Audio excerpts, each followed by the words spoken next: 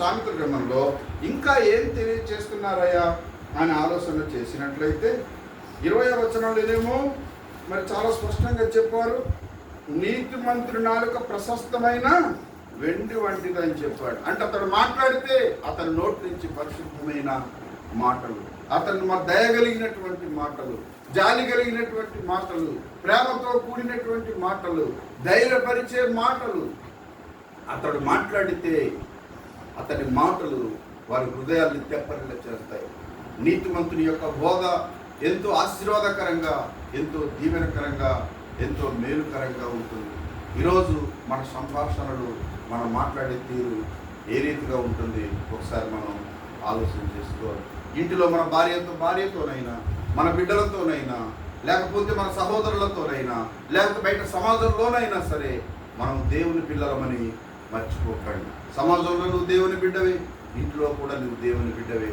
దేవుని చేత ఏర్పాటు చేయబడినటువంటి వారికి తగినట్లుగా మన భాష, మన సంభాషణ ఉండాలని దేవుని యొక్క లేఖనం చాలా స్పష్టంగా తెలియజేస్తారు. ఈ సందర్భంలో నేను మీకు ఒక ఇద్దరు వ్యక్తుల గురించి మనం చాలా కాలంగా ధ్యానం చేస్తూ ఉన్నాం. ఎవరి గురించి అంటే దావీదు గురించి, సౌలు గురించి మనం చెప్పుకుంటూ వస్తున్నాం. దావీదు మాట్లాడే మాటలు ఎలా ఉంటున్నాయి, సౌలు మాటలు ఎలా ఉంటున్నాయి మనం చూడవచ్చు. దావీదు అంటే యోనాతాను దావీదు ఇద్దరు స్నేహితులు అయిపోయారు. దావీదు మాట్లాడితే దావీదు మాటలు విని యోనాతాను హృదయం అతన్ని ప్రాణ స్నేహితుడిగా భావించి అతని పట్ల మనసు పారేసుకున్నాడు యోనాతాను. వారిద్దరు చాలా గొప్ప బంధమైపోయింది. ఓకే, ఇంతవరకు బాగుంది. కానీ ఇక్కడ సౌలు అనేవాడు దావీదును చంపాలని చూస్తున్నాడు. కారణం ఏంటంటే దావీదుకు 10,000, సౌలుకు 1000 స్తుతులు అని చెప్పి ఆ స్త్రీలు పాడారు. సో ఈ రాజ్యం త్వరలో దావీదు చేతికి వెళ్ళిపోతుంది అని సౌలు భావించి దావీదును ముగించాలనుకుంటున్నాడు. సౌలు ఎంత తప్పితమైన ఆలోచన! తనకి దేవుని చిత్తం గురించి తెలియక, దేవుడు ఒక వ్యక్తిని అభిషేకిస్తే, ఒక వ్యక్తిని ఎన్నుకుంటే, ఒక వ్యక్తిని ఏర్పరచుకుంటే అతన్ని ఆపగలిగిన వారు ఎవరు ఆపలేరు. ఆ సత్యం సౌలుకు తెలియదు. అందుకే దావీదును చంపడానికి తరుగుతూ ఉన్నాడు. కానీ ఇతనికి నా ఇంటిలో నా కొడుకే సహాయం చేస్తున్నాడు, దావీదు చనిపోకుండా కాపాడుతూ వస్తున్నాడు అని చెప్పి ఒకరోజు యోనాతాన్ని అంటున్నాడు, ఆగడగొట్టు దాని కొడుక తిట్టాడు. అంటే కొడుకుకి అనరాని మాటలు మాట్లాడాడు సౌలు. దావీదు ఆ రీతిగా మాట్లాడలేదు.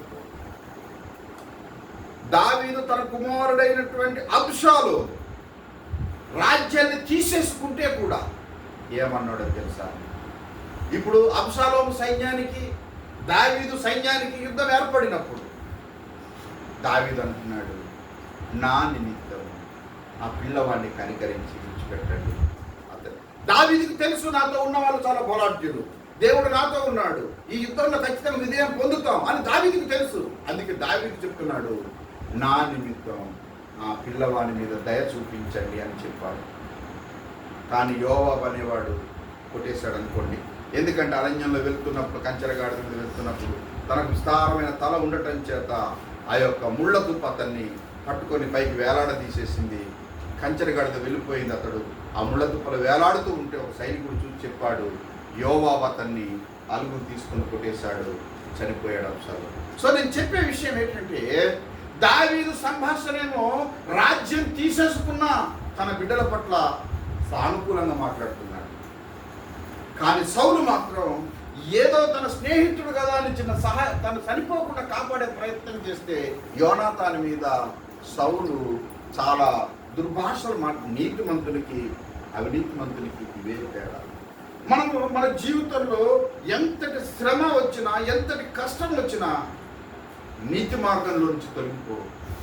మన భాష మారిపోకూడదు, మన ఆలోచనలు మారిపోకూడదు, మన ఉద్దేశాలు మారిపోకూడదు.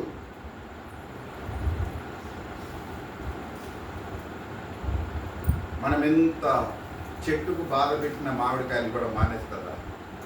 రాళ్లతో కొడతాం, తలతో కొడతాం, అది ఆ ఫ్రూటే ఇస్తుంది. ఫ్రూట్ మారిపోదు, ఆ చెట్టు గుణం కూడా మారదు. అది ఒక కొత్త పేరు కొబ్బరి అనుకుందాం, మనం బాగా దాన్ని కర్రలతో కొడుతున్నామని అది మారిపోయి పుల్లగా అయిపోయిందా? చెట్లు వాటి గుణాన్ని మార్చుకోలేవు.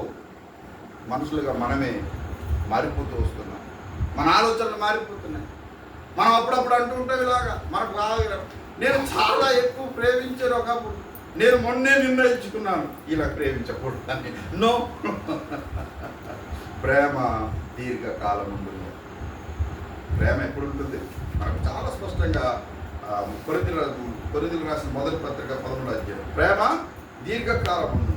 ప్రేమ దయ చూపించును. ప్రేమ మత్సరపడదు. ప్రేమ అమర్యాదగా ప్రవర్తింపదు. ప్రేమ అపకారాన్ని మనసులో పెట్టుకోదు. ప్రేమ దోషములన్నింటినీ, మన బిడ్డలు తప్పులు చేస్తే మనం ఎందుకు క్షమిస్తాం? మన ప్రేమ అంతే. మనం ఎందుకు క్షమిస్తాం? ప్రేమ అంతే. సరే, ఏదైనా పాడు చేశారనుకోండి, సరే, ఒకవేళ తండ్రికి కోపం వస్తే తల్లి అంటుంది, బిడ్డ ఏమైనా చిన్న పోయి చేసి పాడు చేశారనుకోండి, తండ్రి కొట్టబోతే తల్లి అంటుంది, సర్లేండి, ప్రేమ. ఒకవేళ తల్లి కొట్టబోతే తండ్రి ఏం చేస్తాడు? సర్లే ఏదైపోయింది. కానీ ఎవరో ఒక సెక్యూరిటీ, ఎందుకని? బిడ్డల మీద ప్రేమ. సో దేవుడు మనల్ని ప్రేమిస్తాడు. సో నేను చెప్పేది ఏంటంటే, బైబిల్ ఏం చెప్తుందంటే, ప్రకటన గ్రంథంలో చూడండి ఎంత గొప్ప